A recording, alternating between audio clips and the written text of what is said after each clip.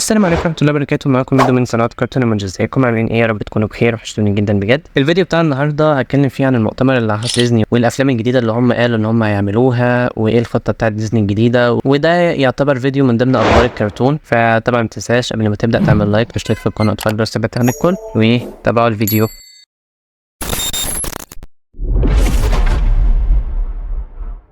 اول حاجه عوده افاتار بموسم ثالث. افاتار فاير اند اش هينزل في ديسمبر 2025 بعد جزئين من انجح الافلام، ان ما كانوش انجح افلام على تاريخ السينما. يعني الجزء الاول جاب 2 مليار والاعلى ايرادات في تاريخ السينما، والجزء الثاني جاب مليار و300 مليون. طبعا انتوا عارفين المخرج جيمس كاميرون قال ان هو هيكون ناجح زي الجزء الاول، وفعلا نوعا ما وصل لنجاح الجزء الاول. صحيح قل في حاجه بسيطه بس وفى بوعده. فقال كمان ان هيفضل مكمل في السلسله ديت ممكن حوالي من 3 أو 4 افلام، فاحنا لسه على بعد كمان فيلمين من افاتار. واللي ما يعرفش السلسله ديت عباره عن خيال علمي، بس حرفيا من اروع الافلام اللي ممكن تشوفها، من الرسم والتحريك والقصه وكل حاجه، وخصوصا المؤثرات البصريه فيها عاليه جدا. وبتدور القصه على عالم بلادورا اللي هو عالم افاتار. الجزء الاول كان اختبار العالم المائي، والجزء الثاني كان اختبار بقى للفصيله، هل هتعرف تعيش في العالم المائي وكده ولا لا. في الجزء الثالث نوعا ما هيبداوا يتكلموا عن الفصائل اللي قدرت تتحكم في النار، فنوعا ما انا متحمس جدا للسلسله دي. مسلسل جديد بعنوان وينر لوس في نهاية هذه السنة اللي هي 2024. طبعا هي كل الأطفال، وطبعا هيكون فيه أجندات كتير، لكن هو كرسم وتحريك أنا عجبني الرسم والتحريك بتاعه. لسه مش عارف هشوفه ولا لأ، بس هو نوعا ما المسلسل والتحريك بتاعه عجبني، بس مش عارف القصة بتاعته هتكون حلوة ولا لأ. ممكن أشوفه لما ينزل أو لأ، لسه بصراحة محددتش. لو شفته هنزل عن القناة الملخص بتاعه إن شاء الله. الجزء الثاني من موانا هينزل في نوفمبر 2024. طبعا بعد نجاح الجزء الاول لازم يعملوا جزء تاني زي ما انتوا عارفين. مش عارف بصراحه تبقى قصته ايه، لان نوعا ما القصه بتاعته انتهت في الجزء الاول. هل هيبداوا قصه جديده، مغامره جديده؟ بصراحه مش عارف، بس اللي انا اعرفه ان هم بيفكروا ان هم بعد الجزء الثاني يعملوا منه فيلم لايف اكشن. وطبعا انتوا عارفين ان طبعا ديزني بتركز على افلام اللايف اكشن دلوقتي اكتر من افلام الكرتون، فانا اتوقع ان بعد الجزء الثاني يبداوا في فيلم لايف اكشن ليه. بعد نجاح فيلم انسايد اوت الجزء الثاني اللي عدى مليار و100 مليون، طبعا زي ما احنا عارفين اي افلام بتنجح لازم نعمل منها افلام تانية ومسلسلات تانية. المهم نعمل منه مسلسل قصته هتكون القصه ما بين انسايد اوت الجزء الاول والجزء الثاني، يعني القصه هتربط ما بين الفيلمين. المهم لسه محددوش ميعاد ليه، بس هم عرضوا الفكره ونوعا ما توافق عليها وهيبداوا ان هم ينفذوها. انا بصراحه لسه ما شفتش الفيلم ده، فاللي شافه برضو يقول لي رايه في التعليقات ويقول لي هل عايزين نعمل ملخص عنه في القناه ولا لا.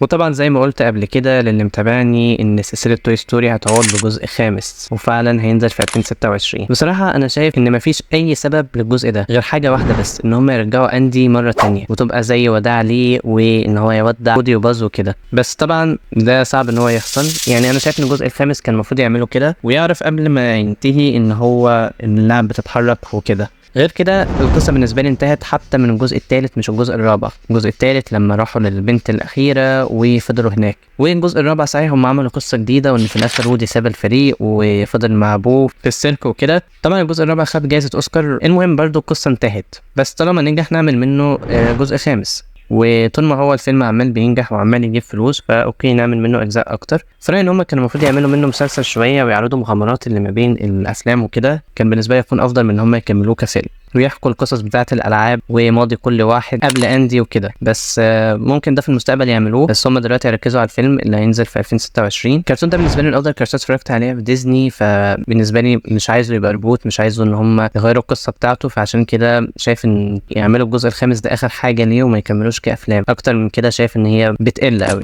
المهم قصه الجزء الخامس هتكون عباره ان هو بيوضح عن تاثير الهواتف والسوشيال ميديا على الاطفال، وان هم بداوا يسيبوا الالعاب زي وودي وبداوا يلعبوا الالعاب اللي هي على الهواتف وكده زي الالعاب الالكترونيه، وان اللعب بقت بتبقى زعلانه من الاطفال عشان هم بيبقوا عايزينهم ان هم يلعبوا بيهم. وطبعا انتوا عارفين ان اللعب في توي ستوري بتبقى عندها مشاعر وكده. هي الفكره نوعا ما مش سيئه قوي وقريبه شويه من الواقع اللي بيحصل، بس يعني هستنى واشوف الفيلم، وانا طبعا هتفرج عليه لان متحمس ليه جدا، لان نوعا ما بحب السلسله دي ومش هفوت لها فيلم. بس مش عارف، اتمنى ان هو يكون بنفس جوده الافلام اللي فاتت. فيلم جديد بعنوان اريو وهينزل في 2025. المهم الفيلم ده الرسم والتحريك فيه حلو جدا، والقصه باختصار هتكون عن فضائيين عايزين ان هم ينزلوا الارض. وهياخدوا طفل بالغلط على اساس ان هو رئيس وحد كبير وهكذا، عشان يعملوا اختبار للبشر ويعرفوا هل البشر قادرين ان هم يكونوا على الارض واذكياء ولا لا، وهو اللي هيقوم بكل الاختبارات وكل المغامرات اللي الفضائيين هيعملوها خلال الفيلم. قصه نوعا ما جديده عجبتني، والرسم اللي نزل للفيلم كان حلو، فممكن اتفرج عليه. وده يعتبر من الافلام اللي هي مش ريبوت لحاجه تانية، يعني معظم الاخبار اللي معايا النهارده هي اجزاء جديده لافلام قديمه، لكن ده يعتبر فيلم جديد ما اتعملش قبل كده. قصه نوعا ما تكون متكرره بس كفيلم شايفه جديد.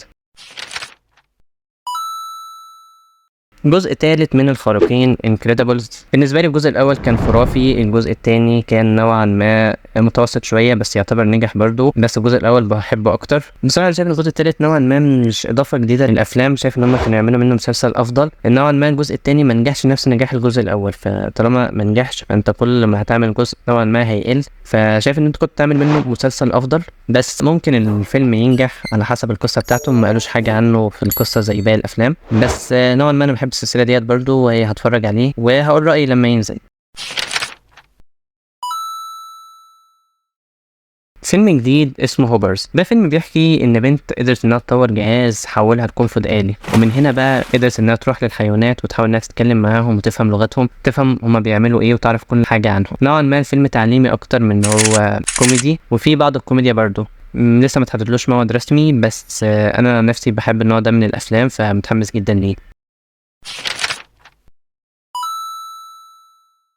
هينزل جزئين جداد من فروزن، يعني الجزء الثالث والرابع. انا ما اتفرجتش عليه خالص، بس نوعا ما عارف القصه بشكل عام، وعرفت ان الجزء الثاني نجح، بس طبعا الجزء الاول كان نجح اكتر. طبعا ما شايف ان الفيلم الاول نجح والفيلم الثاني نجح، فماشي ممكن نعمل منه فيلمين تانيين ينجحوا، وخصوصا نوعا ما فيش افلام كتير بقت بتنزل الامارات الفتره ديت، فاعتقد ان جاي في وقته، فتمام. هو لسه ما تحددش ميعاد نزوله وهم شغالين على جزئين في نفس الوقت يعني.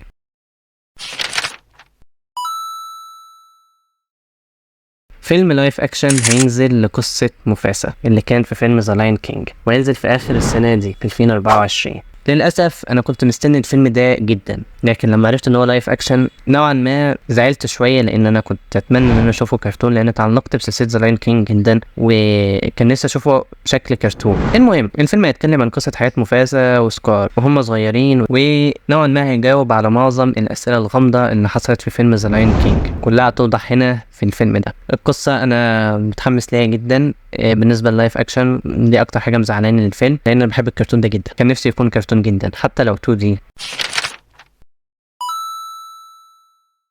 جزء جديد من زوتوبيا، الجزء الثاني هينزل في صيف 2025. متحمس للفيلم جدا، قصته جميله ومشوقه فمتحمس له جدا. في الجزء الجديد هيدور اكتر عن الزواحف، خصوصا الثعابين والتماسيح والسلاحف، واللي هيناقش انهم مش اشرار، لان زي ما احنا عارفين ان معظم الناس بتعتقد ان الزواحف نوعا ما مش لطيفه، خصوصا الثعابين، فهو هيوضح ان ده غلط وان هم برضو لطاف وحاجات زي كده، قريبه شويه من قصه الفيلم الاول اللي كانت بتتكلم ان الثعالب مش شريره ومش مكاره. الفيلم ده انا متحمس له جدا. اخر خبر معانا مسلسل لايف اكشن لافضل كرتون شاهدته، كرتون طفولتي ليلو وستيتش. محدش يعرف الكرتون ده غير اللي كان متابعه كويس جدا، كرتون عظيم بصراحه. شايف ان ديزني نوعا ما بالكرتون ده خليك ترجع لطفولتك. المهم هينزل له مسلسل واقعي وفيلم واقعي برضو، مش عارف هتكون نفس قصه الفيلم الاول ولا هيعملوا قصه جديده. اتمنى ان هم ما يضيفوش فيه اي حاجه جديده، يخلوها نفس القصه القديمه، لان القصه القديمه كانت عظيمه جدا جدا. المهم الفيلم هينزل في صيف 2025، متحمس له جدا. بس كنا وصلنا لنهاية الفيديو. دي كل الأخبار اللي ديزني قالوها في المؤتمر بتاعهم. قولوا لي انتوا اتحمستوا لأي كرتون، وقولوا لي عايزين فيديوهات من دي تاني ولا لأ، وما تنسوش بقى تعملوا لايك وسبسكرايب، وسلام.